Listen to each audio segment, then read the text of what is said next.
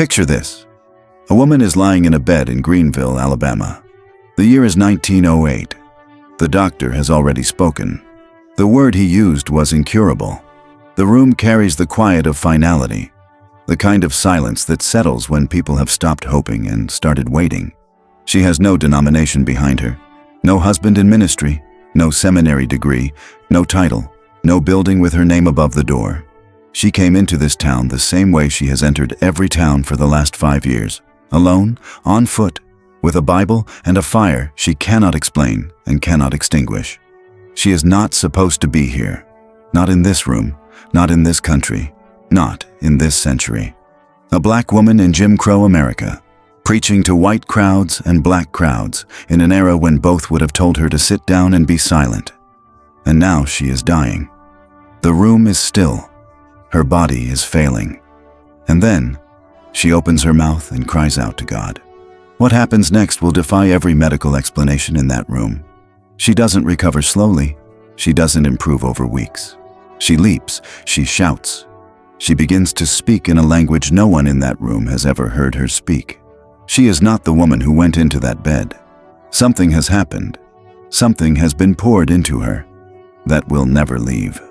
And within weeks, she will call together a gathering of believers, formally constitute a denomination, ordain its ministers, baptize its converts with her own hands, and take a chair that had never before been occupied by a woman in American church history. The question you should be asking right now is, how? How does a woman with nothing, no money, no institution, no endorsement, no formal education, build something that will outlive her by a century, reach 43 states, cross oceans, and produce a music tradition still alive today? Stay with us, because the answer will not comfort you. It will confront you. Her name was Mary Magdalena Lewis Tate. And she was not extraordinary. She was surrendered. She walked roads no one invited her to walk. She left her sons weeping on a riverbank to answer a call most people would have buried in excuses. She fasted when no one was watching, prayed when no one was counting, and built when every institution around her said there was no room. Comment below with "I will not turn back." If you're ready to leave what you love on the riverbank, fast until fire overtakes fear, and build what no institution will build for you. Stay with us to discover the hidden discipline that kept Mary's fire burning 30 years, enabling you to run with endurance the race God set before you. She was born Mary Lena Street on January 5, 1871, in Van Lear, Tennessee, a small rural town still staggering under the weight of post-slavery poverty. She came into the world with almost nothing. No formal education, no social standing, no pathway to prominence. She was one of 9 children in a large extended family scraping out existence in the rural South, in the years when the aftermath of slavery still clung like a fog to everything. But even then, even before the ministry, before the miracles, before the denomination, people noticed something about her. They called her Miss Do Right, not a compliment given out casually, a name earned. She could not be bribed into compromise. She could not be pressured into pretense. Before she ever stood behind a pulpit, her integrity was already her signature. The very ground she walked on seemed to call her to something higher than her circumstances. She married young, David Lewis, in 1889, and bore 2 sons, Walter Curtis and Felix Early. By every external measure, the story was already written. Poor black woman in the Jim Crow South. 2 children, a husband, a quiet life in a loud, hostile world. But God was writing a different story. As her first marriage fractured and eventually ended in divorce, something in her was simultaneously breaking open. In 1905, she married Elijah Estes. That too ended in divorce. Each departure was a specific, costly choice. She would divorce 3 times total, each time choosing what she called cleanness over continuity. She did not remain in association with uncleanness regardless of the social or personal cost. The call that had been stirring beneath the surface of her ordinary life began to press through every crack. She felt it. The way you feel something that has no category in your existing language. The Holy Spirit was moving her, not suggesting, moving. And here is the discipline you will not hear discussed in most pulpits. Before she ever preached her first sermon, she had already learned the price of hiddenness. Her early spiritual life was marked by extended private periods of waiting on God, 10 days at a time of consecrated fasting and prayer. Not once, repeatedly. The physical toll was real. The hunger, the exhaustion, the body's loud complaints against the spirit's stubborn demands. But with every fast, something inside her grew brighter while everything outside stayed dark. This was the secret. Not her personality, not her boldness, not even her theological clarity. The secret was what she did alone. In the silence, in the hunger, in the place where no one was watching and there was no crowd to impress. That private discipline was the root system beneath everything that would eventually grow visible. Her call to ministry became undeniable in Paducah, Kentucky. Not in a church, not before an ordaining council. In a private encounter with God that left her no room for argument. She moved. Her own written account uses the words fear and obedience, making her first ministry voyage to Brooklyn, Illinois, where she preached her first sermon. And the people responded. She gathered converts into small bands. They called themselves the Do-Rights, named simply because, under her preaching, people decided they wanted to do right by God. No formal structure, no constitution, just a covenant of obedience. These bands spread across Illinois, Missouri, Kentucky, and Tennessee. They purchased property. They gathered for worship, testimony, Bible study, and preaching.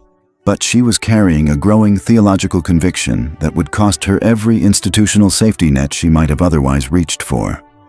She had looked at organized religion, particularly Methodism, and she saw the gap. Not a small gap. A chasm between what the institutions preached and what their proponents lived. She did not leave in bitterness. She left in conviction.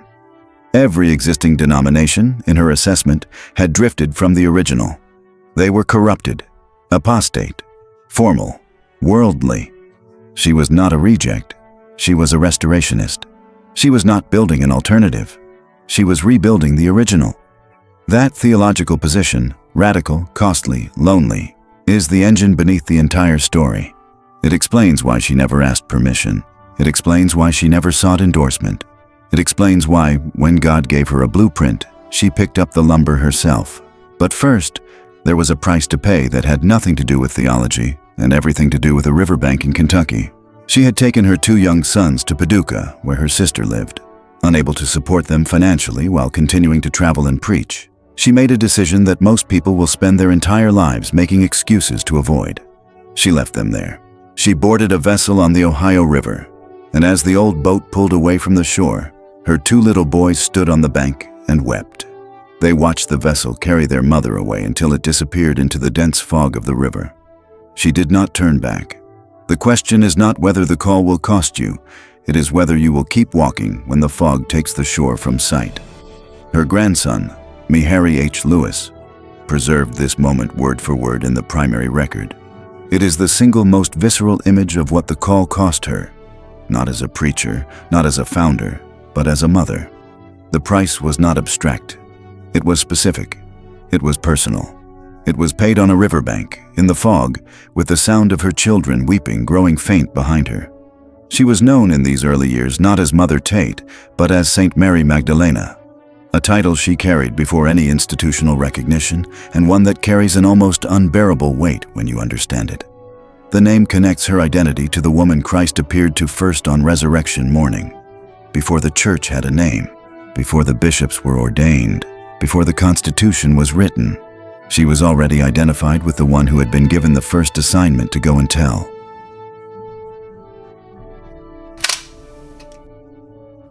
In 1903, something decisive happened in Alabama. She received what she would call the decree, a divine mandate, not a gentle nudge, not an inspirational impression, but a heavy, crushing mantle that settled on an ordinary woman with no resources and commanded her to found the Church of the Living God, the pillar and ground of the truth. The name was drawn from 1 Timothy 3:15 and revealed through her younger son Felix, arriving not as a brand, but as a restoration. She declared it the only true house of God, the blueprint for what the church was always meant to be. She was not building an alternative. She was rebuilding the original. And the same year, at Steele's Depot, God began to confirm what no institution would endorse. A lame person was healed, not gradually. The kind of healing that changes the atmosphere of a community, the kind that travels faster than any announcement, the kind that makes people willing to walk miles to be in the same room as the woman through whom it happened. God was confirming with miracles what he had not permitted any ordaining council to confirm. The signs preceded the Constitution. And in 1907, a full year before the church was formally incorporated, over 900 people were converted through her preaching in a single sustained Alabama campaign. She boldly entered the water herself and personally baptized many of those converts, drawing on what eyewitnesses described as supernatural physical strength. Fruit came before institution.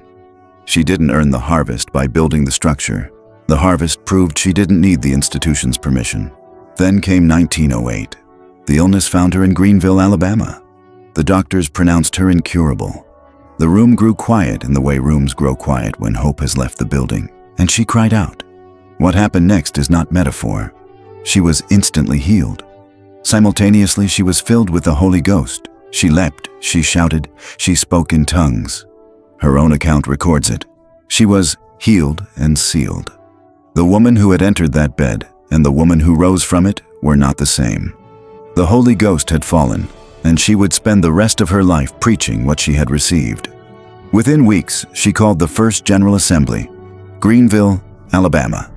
June 25th through July 5th, 1908, 10 days, and here is the detail that tells you everything about what she had built in 5 years of itinerant ministry with no platform and no publicity. People walked 30 miles to get there. No advertisement had reached them. Only years of a woman fasting through their communities.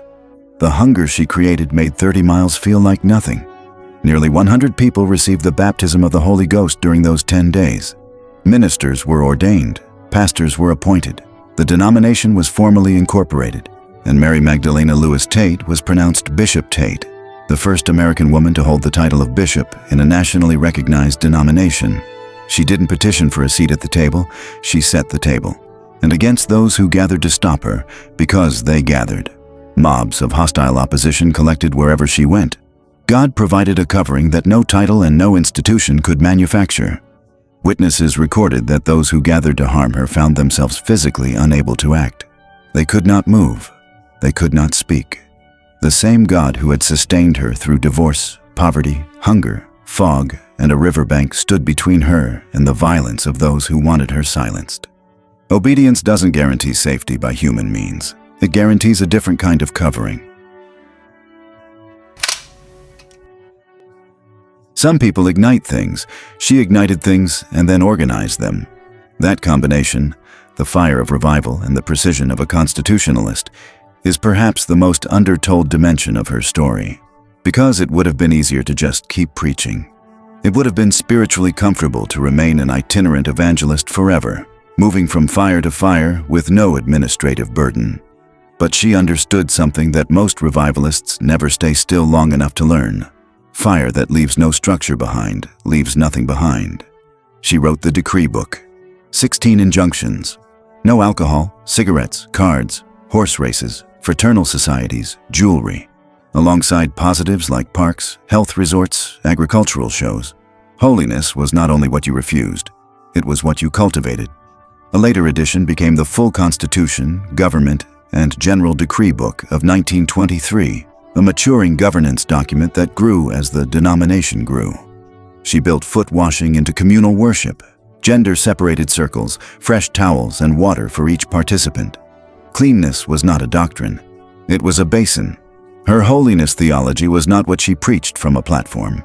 It was what the community practiced together with their hands in a circle after the Lord's Supper.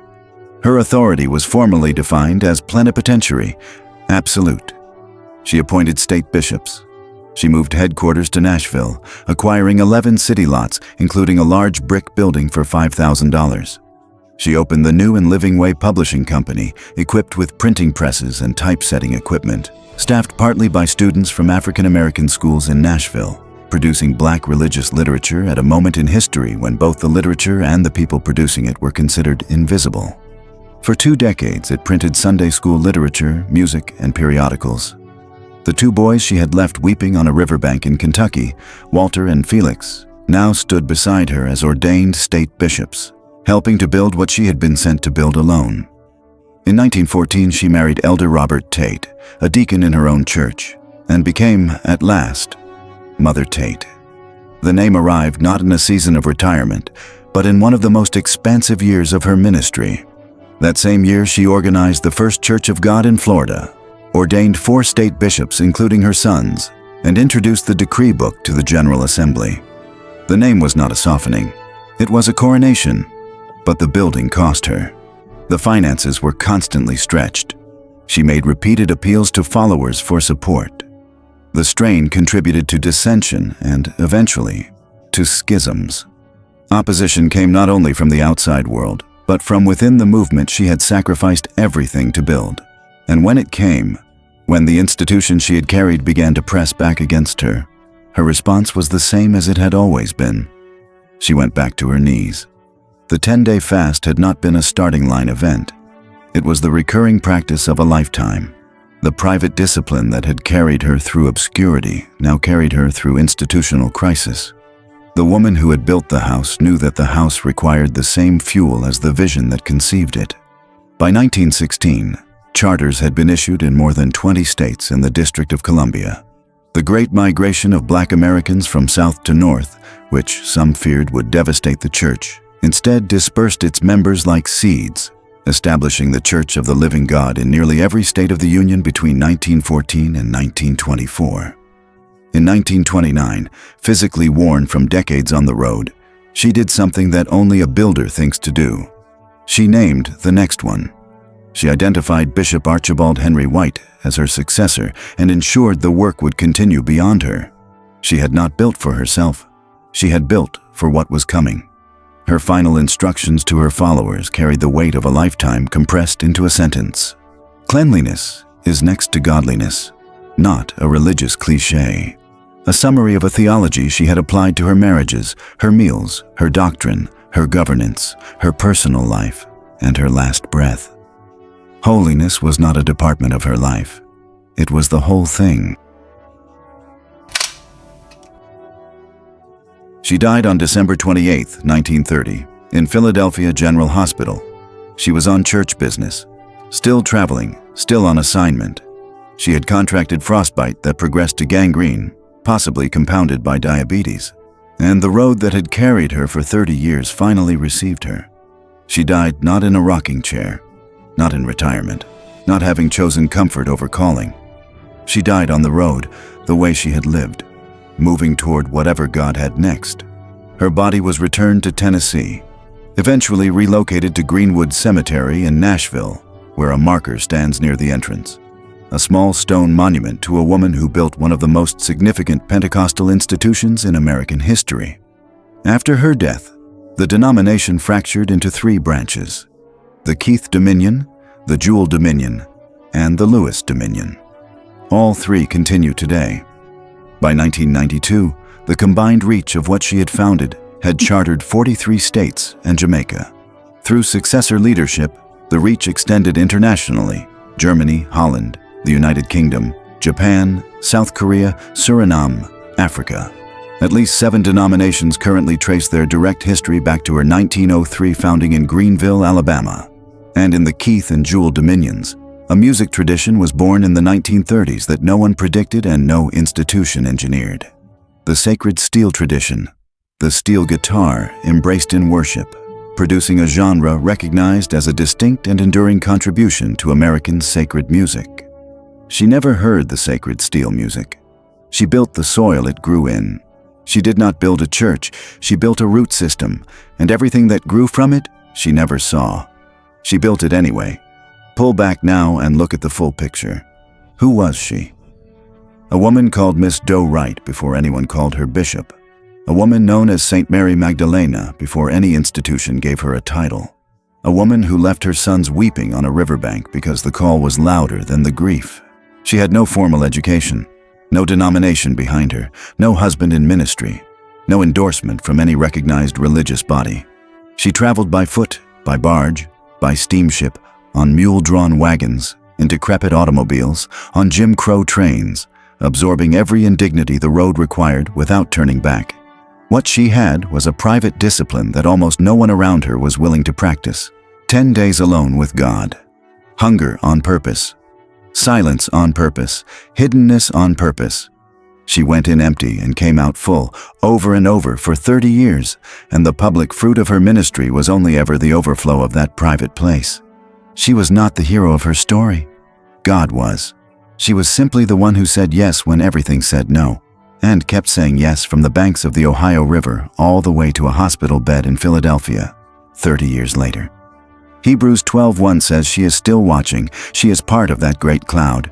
She has finished her race. She has laid down the baton, and right now she is watching to see what you will do. Not what you will admire. What you will do. The same God who moved through a self-educated black woman in Jim Crow, Tennessee. The same God who healed her on what should have been her deathbed, who protected her when mobs came to silence her, who gave her a blueprint when every door was closed. That God has not changed. He is still looking for the same thing he always looked for. Not talent, not platform, not permission, willingness, and the price that comes with it.